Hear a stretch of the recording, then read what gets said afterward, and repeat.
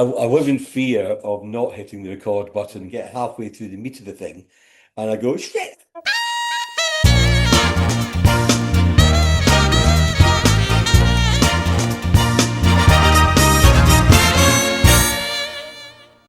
Yeah, I thought I'd do with that bookshelf there is every time we do a book, I'll just add it to that bookshelf and then it's in the background. Oh, brilliant. I like that idea. That's Yeah. really nice.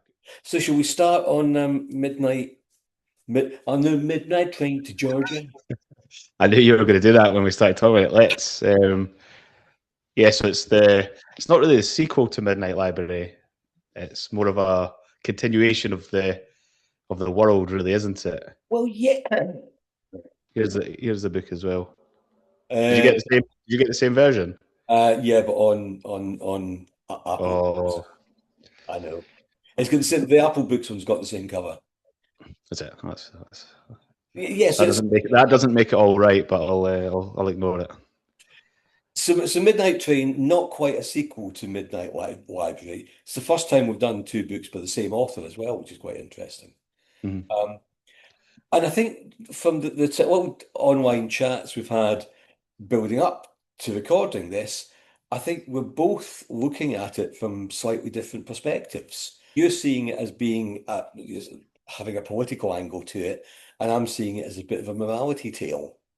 I suppose the two could possibly there's a bit of a Venn diagram there. I suppose the two do Yeah. overlap.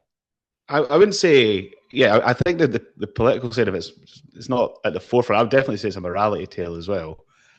But there's an undercurrent of political commentary that I picked up on. It's not a huge part of the book, but I think it's implied through the characters and particularly the lifespan he's chosen. So the Yeah, main character is called Wilbur, and which is he's a great born. Yeah, I like Wilbur. He still goes for He's called Wilbur Budd. yes. So Haig's still labouring with these tree metaphors and tree imagery with every character. But Wilbur Budd, I think, is a better name than Nora Seed. I think when he So brings Nora Seed back in towards the end for I suppose what in film terms would be a cameo appearance. I did like that. Yeah, she's at the very start. You get told. So it opens and Wilbur's 81 years old. Yep. So he's born in the war. So he's World War Two. He's born during World War Two. His father's in the RAF and killed during the war. So he's brought up in Sheffield by his mother and his older brother, and that's his. And but the book opens with his death. So he's 81. He lives in Bedfordshire, which is the same place as Nora Seed was from, Yep. and he's waving. I think he's waving goodbye to his piano teacher, isn't he? And then We don't find out until the end of the book that is Nora, who of course is the But I mean, as soon as they mentioned a piano teacher, I was just assuming. Did you not just assume straight away that it was Nora? I think at that point I wasn't quite sure how how Matt Haig, the author, was going to take the story and whether it was going to be a completely separate or I did see the possibilities of there being some kind of crossover with Midnight Library. And I think I probably got both wrong because there's I suppose Nora's there, so you have that very sort of tentative meshing with the Midnight Library story. Um, I think that part of the cynic in me does feel that Midnight Train is kind of, oh, the Midnight Library was so successful, let's do another book in a similar subject. Um, it was a kind of easy sequel, but that is perhaps unfair of me. It was still a bloody good story. Well, I mean, because there's a little bit at the end of the book where Matt Haig, his acknowledgements, and that he does acknowledge that it's the success of the Midnight Library led to this book. Yeah. I think it's very, but I mean, pretty much as soon as it opens and they're in Bedfordshire and the main character's talking about his piano teacher, I just assumed it was Nora. Yeah. But then, so he waves goodbye to her in his garden. He's got a big mansion with a big, massive garden, and he then keels over and has a heart attack and dies. And in the plot of the story, which is different from Midnight Library, and I actually preferred to Midnight Library, is that so Nora goes to the library, which is between life and death, because she tries to commit suicide before she should die. So she's between life and death and has a choice whether to die or to live these different lives. And she eventually finds out that she has to accept the life she came from. That's the only life for her. Whereas Wilbur has died and he is now he travels through his life on the midnight train, and it stops at different points in his life, formative. It's not even years, it's just moments. It stops at very important moments throughout his life. And he gets off the train to witness them. And the idea is that he has to witness his life to then go on to eternity and everlasting life. And he's Or got unless what's the unless again? he goes against the rules, Mm. because he's not supposed to talk to he's not supposed to talk to his younger self. He must go back to the train whenever it arrives. But he gets to that point where he's kind of so desperate to change things because he sees kind of where he now perceives that he's gone wrong, that he breaks the rules. Um, and of course, his guide on the midnight train, who is his one-time mentor and the bookshop owner, uh, basically says, "Well, I'm not quite sure what's going to happen." And I think we leave the book, I think, in the view that Wilbur, having spoken to his younger self, will probably see to it that he leads a better life, depending on because that's one of the big questions I think it poses. It clearly deals with the issue of success and what makes a successful life. And I think we as a society tend to deem success to be measured by what your financial assets are, what your wealth is, how much money you have.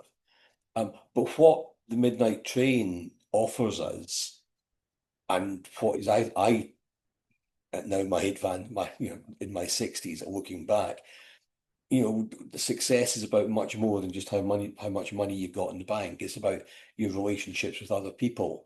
Um, and think how many times you've either been asked yourself or you hear people being asked, if you could go back, what would you change? And I've been thinking about that a lot recently, even before reading the book.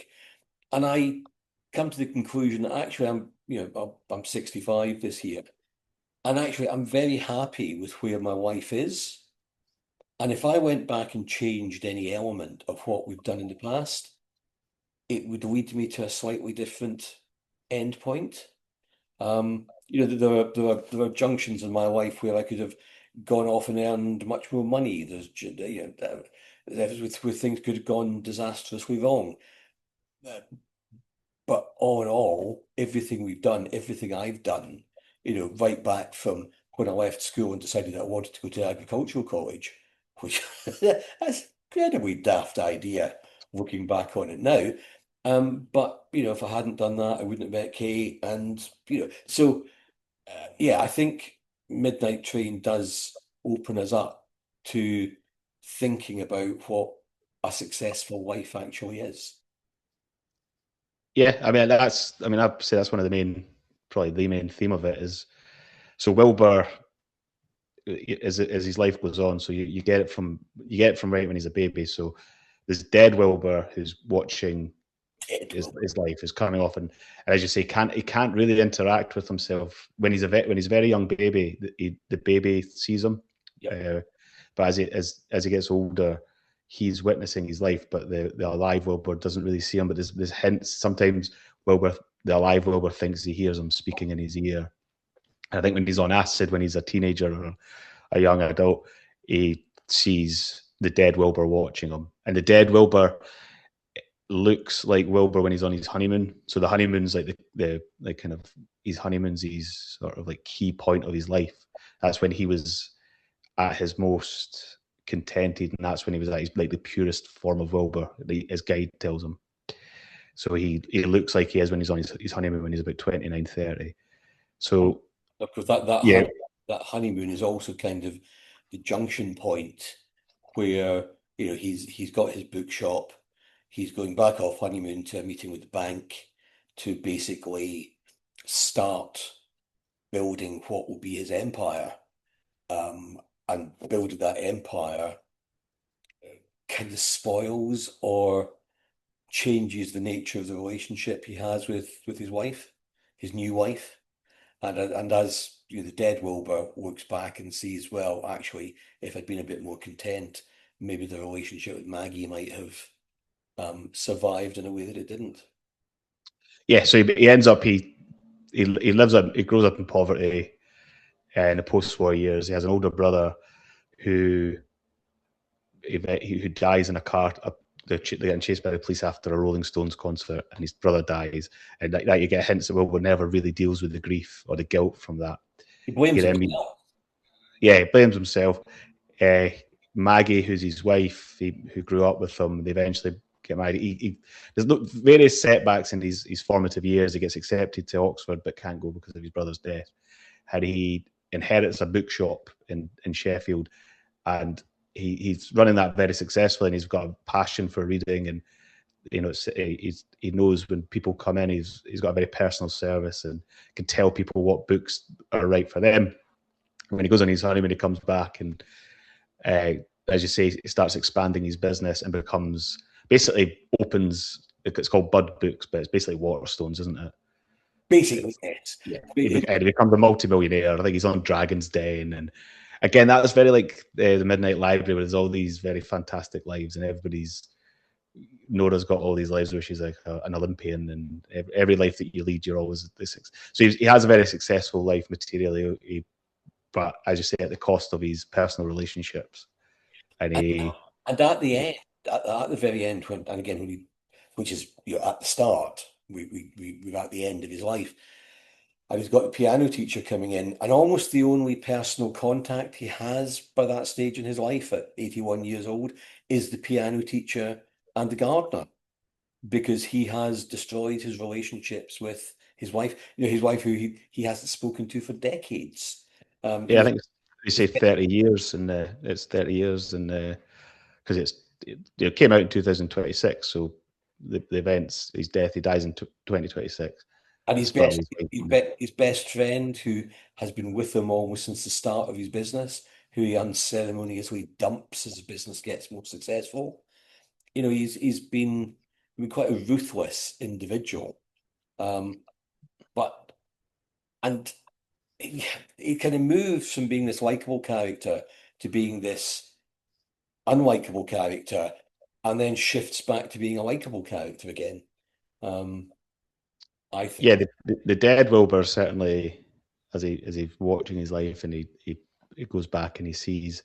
I think he's a very compassionate character to begin with. So there's an old tramp that was in the war, and he always sit when he's in that teenager, he always sits and talks to this tramp, and then later in another scene when he's a successful businessman, he recoils from someone asking him for spare change.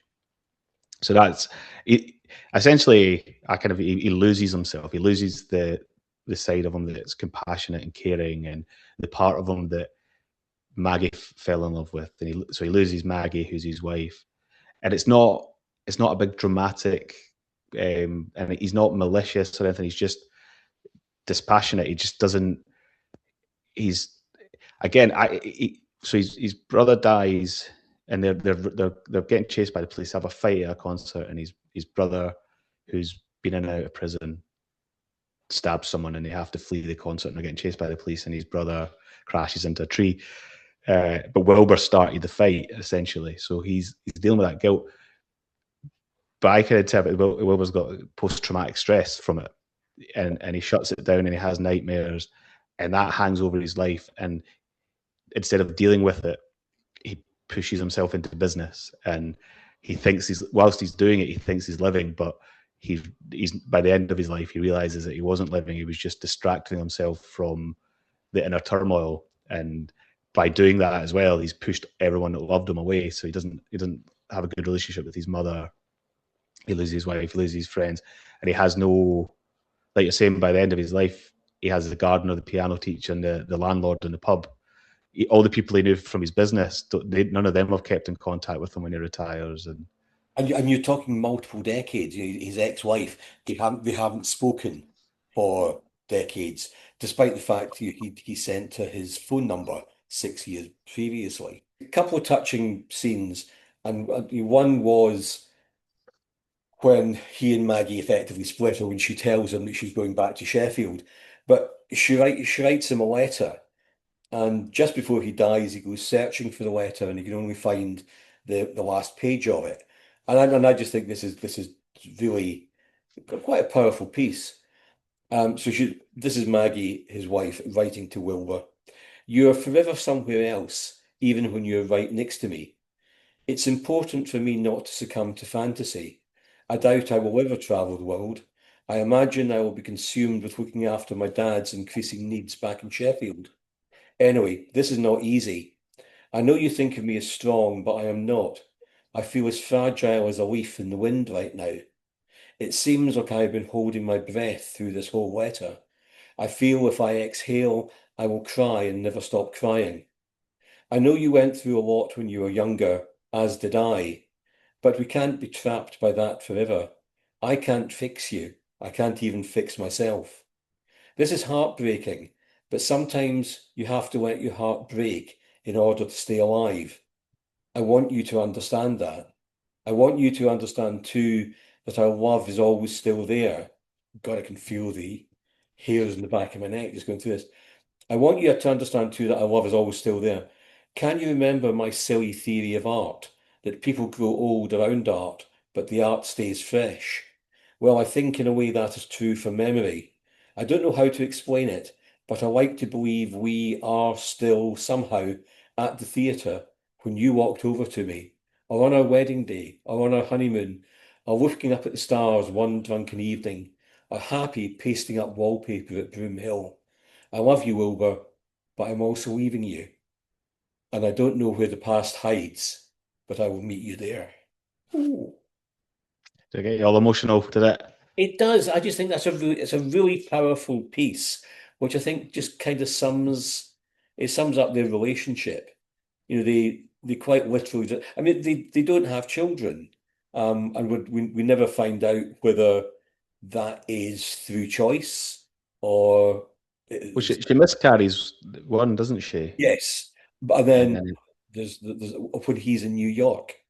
mhm. So did she to protect the pain and the hurt? Avoid getting. There's many questions about the relationship, but I just loved. I thought that last page of the letter, kind of summed them up well.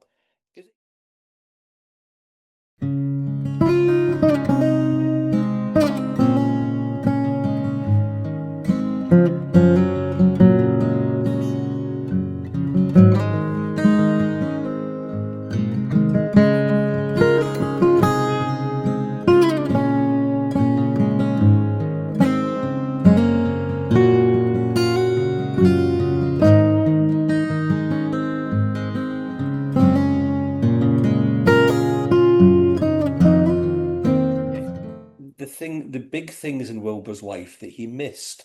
He's obviously been so tunnel visioned. That he eventually discovers that his mother and Mr. Parkin, the rent collector or the owner of the house or whatever he was, they've been having a relationship. And when you go back and you look at those scenes from when Wilbur was a young boy and Mr. Parkin was coming to the door, but Wilbur kind of, hated him because he saw him as being a negative character, you can see that Mr. Parkin obviously did have a notion of Wilbur's mother, and Wilbur missed it, and Wilbur continued to miss it throughout his life. And when you discover that his mother has married Mr. Parkin, you realise that that's just completely washed over him. Um, he's just not Yeah, pre- he's very surprised. He's surprised at it. he's just not Uh, present in his own life, as Maggie says in her letter. and that causes him also the marrying Mr. Parkin causes him to he doesn't see his mum after that. That's right. And then if the scene at her funeral and he won't even go and speak to Mr. Parkin, who's been married to his mum for a number of years and made her happy. Yes. Again, that shows you how he. But he also says because Doogie didn't like him, So his older brother Doogie didn't like Mr. Parkin, Yeah. and he takes on that hate.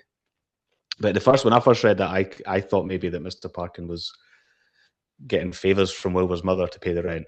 But it's quite nice to find out that it's nothing like that. It's Yes. actually a nice relationship. Yeah, no, exactly like you. That I think at the initial stages that kind of entered my head as well. But no, I mean, there's some lovely touches. Just some of the friendships from childhood that stay with him. You know, Charlie, is it Charlie? He's called Charlie Appleseed, Oh Applewood. yeah, Apple, Charlie Apple. Applewood. You know, who's his best friend at school, and Charlie is a great mathematician, does Wilbur's accounts, helps him build and grow the business. Then Wilbur takes him out to lunch one day, has a fairly innocuous chat before saying, "Oh, by the way, I'm going to have to sack you. I need to bring in somebody better." As if you're my best friend, you just take that in all good part. He doesn't seem to see. And going back to the start of their friendship when they were children, um, they talk a lot about books and comics and cartoons and things like that. And I think Wilbur says something about how you realize that those are talking points.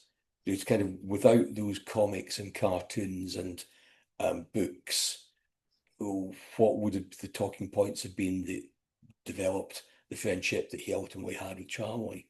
Um, there's the other. So I'm probably talking more than you about this one, but he's got the toy train, the Duke of Gloucester, which of course is also the train that he's on Mhm.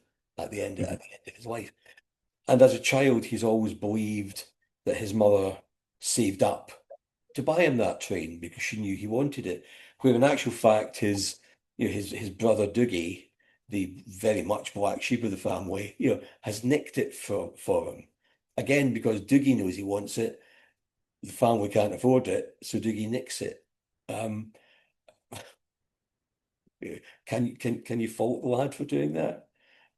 Yes, you can, I suppose, but it's still a lovely gesture in many ways.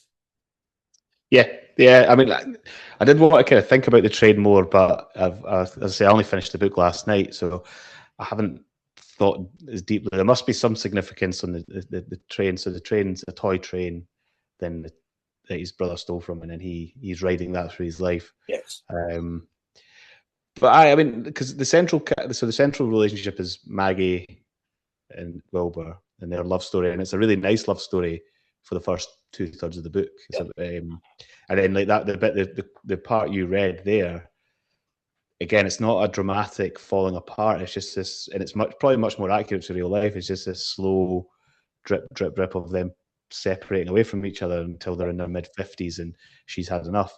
Yep. But I feel like that's one of the things I enjoyed more about the book than Midnight Library, because I remember in Midnight Library and a lot of the side characters, because the setting and the lives keep changing, you never really like Nora's brother. There was a couple of like the father, like you never really got a sense of who these people really were because they kept Yep. changing based on what life she was in. Whereas this feels more of a conventional novel, and you have the same set of characters running all the way through it. And so Maggie to me is a much more vivid, alive character than any love interest that Nora ever had. Yep. Um, Charlie as well. The scene with Charlie, the last scene you have with Charlie, where Wilbur turns up at his door drunk, was it like 13 years after he sacked him, Yep. and he's lonely, and then he walks away because he realizes he's it's after midnight. Charlie's kid's in bed, and he's being inappropriate, so he leaves. But there's a poignancy to that because you've watched the relationship develop and then break apart, which is I felt like you never really got that with the Midnight Library, and that's what I picked up a lot. And I feel like I did enjoy the Midnight Library. Probably I enjoyed the concept of it more than the execution. Yep. Whereas this book, I feel Haig's writing style is better. There's less, for about a bit of bad imagery. Remember, there was a lot of stuff in the first Midnight Library that was like this. There's a lot of great stuff and like beautiful prose, but there's also a significant amount of what I thought was pretty bad prose. Whereas this one, I feel like there's nothing in it that's particularly jumped out as me as being a bit corny. Yep. Actually, no, that's a lie. The only thing, I don't know if you picked up on it, one thing that annoyed me throughout the book was the constant need to like insert cultural milestones that are like wider cultural milestones to just to kind of set the scene of, you know, I brought it out because it reminded me really of this. I don't know if you've ever read this, Alan Partridge, I Partridge. But every time it came up, there's a scene at the very start of I Partridge, which I wanted to read, and it's when Alan Partridge is describing his mother giving birth to him, and so I'm referring to the pitter patter of children's feet. Stand back, says the midwife. Her contraptions are massive. Get ready. Looks like Anthony Eden's about to be named Prime Minister, mutters a nurse as she strolls past the door. And it goes on. And Chelsea are about to win the First Division title, replies an orderly, almost certainly not educated enough to follow politics. In the corner of the room, Rock Around the Clock by Bill Haley blasts from the radio quietly. And obviously Steve Coogan's done that in a piss take, but I Yes. do think that Matt Haig adopts that unknowingly, where it's I thought it was unnecessary. We know it's 1969. You don't need to be telling us that you know, the Beatles' White Album's playing on the radio or whatever he was doing. And the moonshots just landed for the first time. Yes. Yeah, Yeah. all these little sort of shared cultural milestones that we all know about. I think they were unnecessary. That was the only thing that stood out as a bit annoying about the book for me. I think the other thing for me, if you're comparing Train with Library, and I think with Midnight Library, it's difficult to get as engaged with the characters because if you think about Nora's brother, for example, you know, in one life he's dead, in one life he's world famous, in one life they haven't spoken to each other. So you've got all these little snippets, and basically they are different characters with the same names. Whereas Yeah, at least in this one, you've ridden through his whole life with the same characters. They've all stayed the same. Wilbur has perhaps changed from the Wilbur they all knew, and initially fell in love with in their various ways. So yes, you get that investment, you get that love of the character. I think quite interestingly, and this probably is down to your greater study of English than mine because you've got your degree. I just gave it up at Scottish Higher. But you look at the writing style. I think you look at stylistic things a little more deeply than I do, whereas I perhaps I'm a bit more romanticized. I'll look at it a bit more with. I always think that you when you speak about it, you speak about the characters more as if they're real people than Mm, I do, and that's one thing I do like. But yeah, it's because we've got this is the thing we want the different interpretations because yes. so you touched on it earlier on because I text you because I know you're a massive Thatcherite, so I was just sort of ribbing you a wee bit when when I text you, but I again it's not I don't think it's not front and center of the book, but I think there's a subtle not even anti-Thatcher, anti-consumerist, anti sort of neoliberal 1980s sort of culture. Yeah. Because if you look at Wilbur's life, you know, he pursues the Thatcher dream, really, doesn't he? And he is that his trajectory, and I don't think it's a coincidence that his lifespan is pretty much he's an adult when it comes into the Thatcher years. You know, or when he becomes really successful, it's throughout the 1980s, and he builds it up into the 90s. And ultimately, that doesn't satisfy him. He's pursued the Thatcher dream, but then it is also, I said to you in a text message, it is a bit of a straw man Thatcher dream that I think's presented, which is that you can either be really successful in business or you can have a happy family life. Yeah. Whereas there's a lot of people probably have made millions of pounds, but also have a nice home life as well. Yeah, I mean, looking at people I know, and there's people I know personally who've kind of almost made the choice to have the career rather than the home life. And as I say, there's been points in my career where I could have gone, one of two ways. And, if I'd gone the other way, I would probably have, been much more involved in a business or whatever at the expense of family. And Simon, your cousin, obviously, when he had his first child, and we were talking about working, and I think he was looking for a job at the time. So from where we are in Hastings, the kind of logical distance would be Ashford, Brighton or Tunbridge Wells. That's 30 miles in each direction. If you go 30 miles south, of course, you'd be in France. And we were talking about people we know who shuttled back and forward by train to London, 4 hours a day of commuting. And Simon said something which I thought was lovely. He said, "When I think of our childhood, you were always around, and that's the way I want to be." Uh, Mhm. and it's sometimes when people say things in words, you hear things that you think, or maybe you've got some kind of soft focused feel of what you've done. But when somebody else actually says that to you in so many words, you were always around. Um, it was just a nice feeling, and I think that's kind of the way I've lived my life. The Thatcher dream, and I think women in particular have been fed a false promise by believing they can be both career women and mothers and all the rest of it. And I know that will, if there are feminists out there, they'll probably sort of raise their hands in horror. But is that why we're seeing the birth rate falling as it is, to the extent that as a race we're not even replacing ourselves anymore, and not just in the UK but across the world. So yeah, for me, Wilbur. I mean, I know you're picking up kind of the negative sides of the Thatcher dream. The positive sides of the Thatcher dream was that, whatever your starting point in life, you could make it. And, nobody could have had much more lowly a starting point in his life than Wilbur had. And obviously goes on to become fated as a successful businessman. But though all those relationships are shallow, as an 81-year-old, you know, who's retired from business, he's no longer of interest to those people who fated him and bowed down to him and wanted his um favoritism.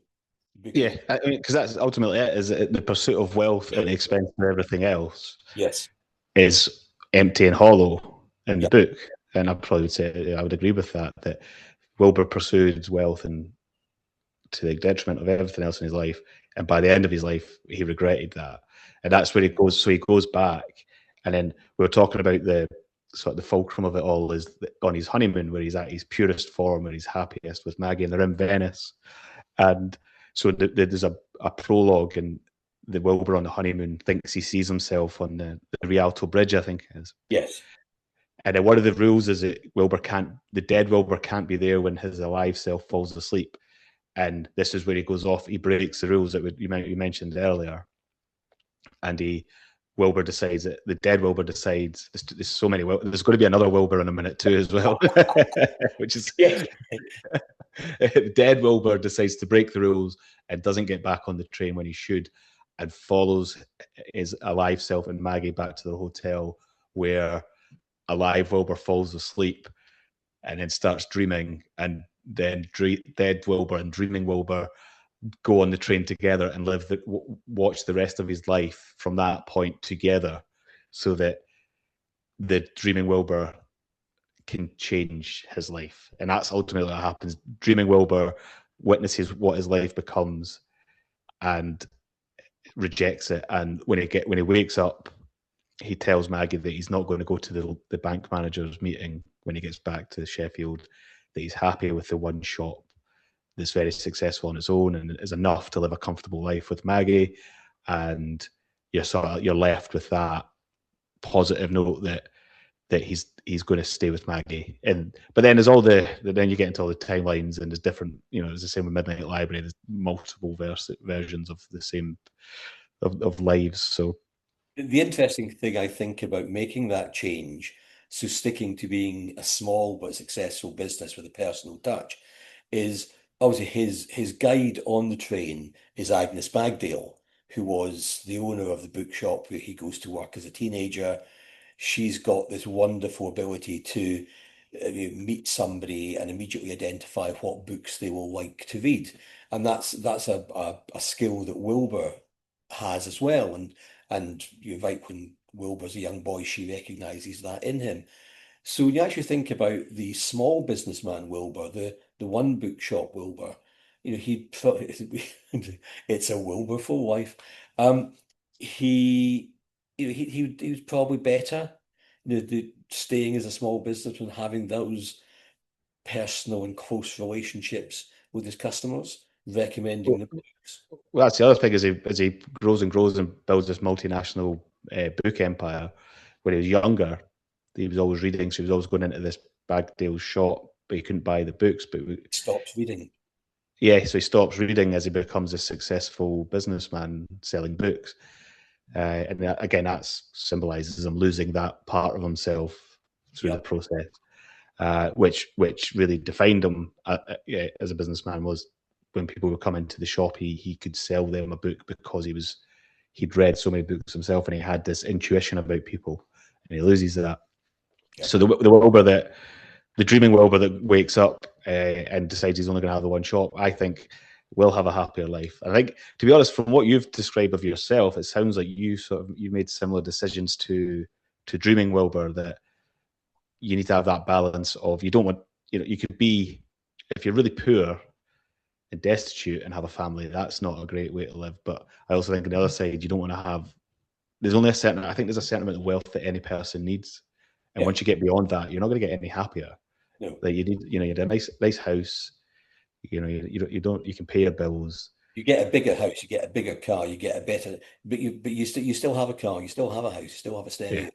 I think Um, it's about being content, and that's where the overlap with Midnight Library and the themes. It's about acceptance of your life, and where you are in your life, and not always ambition for ambition's sake isn't necessarily a great thing. no, And that's where probably difference with Nora and Wilbur is that Wilbur's ambitious to a detriment, whereas Nora, when we meet her at the start, is the opposite. She's unambitious. That's the opposite of ambitious, isn't it? Unambitious. I was going to struggle for the word there. Um, and she's living in this life of unfulfillment, and she feels like she's wasted so many opportunities. yep, But then she comes to realize that although she's lost a lot of opportunities, there's still a lot of opportunities available to build a happy life. yep, And we see that's one of the nice things. We see that at the end, you get a little bit more time with Nora when the dreaming Wilbur and the dead Wilbur watch Wilbur in his last day when he's with Nora, yep, and you find out a little bit about Nora, and she's happy, and she's going to see her brother play a concert in Cambridge. yep, and yeah, they all live happily ever after. Well, apart from Wilbur, but he goes on to eternity. I don't. Well, you don't actually. Yeah, I think Wilbur does. The dead Wilbur does go on to eternity. Yes, You never really find it. he Yeah, does. yeah. But no, it was a great book. I mean, you mentioned it in passing at the end of the last episode, and I don't think we at that point we'd intended to do something quite as full as this on it. And then you came back a week or so ago and say let's focus on it. And yeah, it's just it's a lovely story, and it's really well told.